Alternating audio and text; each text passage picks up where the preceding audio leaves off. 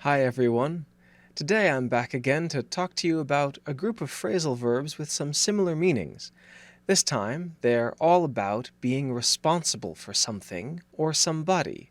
They are to attend to take care of, to see to, and to look after. These came up because one of my students, Alex in St. Petersburg, works for a company that deals with manufacturing, and had heard these terms before but wasn't quite sure of all of their meanings. Luckily, they all mean almost the same thing most of the time. They all have to do with taking responsibility for a person's needs, for a situation's needs, or even for a company or institution's needs.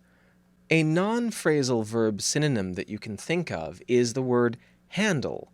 Most of the time, you can use the word handle as a substitute for any of these phrasal verbs. I want you to handle this situation. I want you to take care of this situation. I want you to handle this patient. I want you to look after this patient.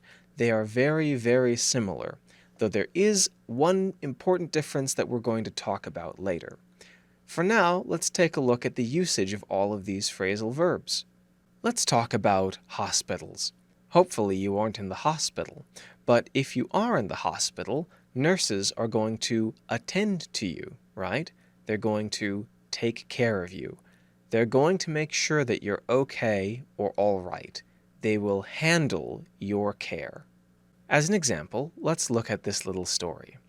When I was in the hospital for a broken arm, the doctor attended to my injury, the nurse took care of my injections, and afterwards, the physical therapist saw to my recovery.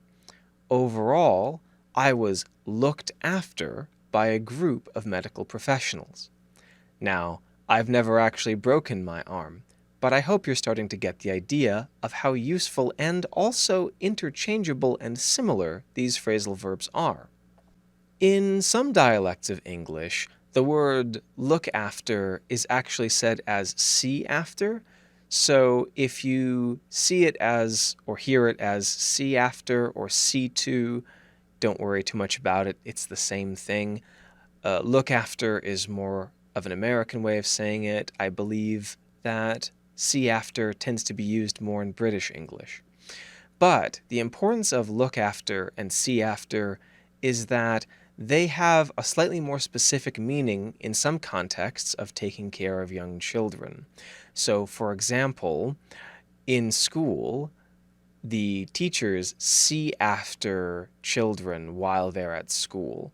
So, parents also see after or look after their own children, but it's used a little bit more for a situation where somebody who doesn't normally look after a child is looking after them, taking care of them, making sure that they're okay and that they're safe.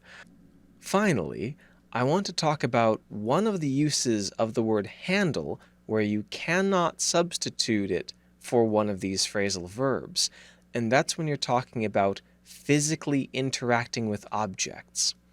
For example, if I say that a woman works in a bank and she handles money, I mean that she physically interacts with it. I'm not going to say she takes care of money. I'm not going to say that she looks after money. She handles the money. However, someone who works in a bank like a security guard might look after the money because in this case, he's being responsible for it. He's taking care of it. He's making sure it's okay. So if you're guarding the money, that could be a use of look after or even take care of. But if you're just interacting with it on a physical basis, like a bank teller, you're not taking care of the money, you are handling the money. Anyway, I hope this was useful to you as always, and if it was, why don't you check out some of our other videos about other phrasal verbs, phrasing, and other points of interest in English. As always, I hope you enjoyed this video. I hope it was useful to you, and I wish you the best of luck on your English learning journey.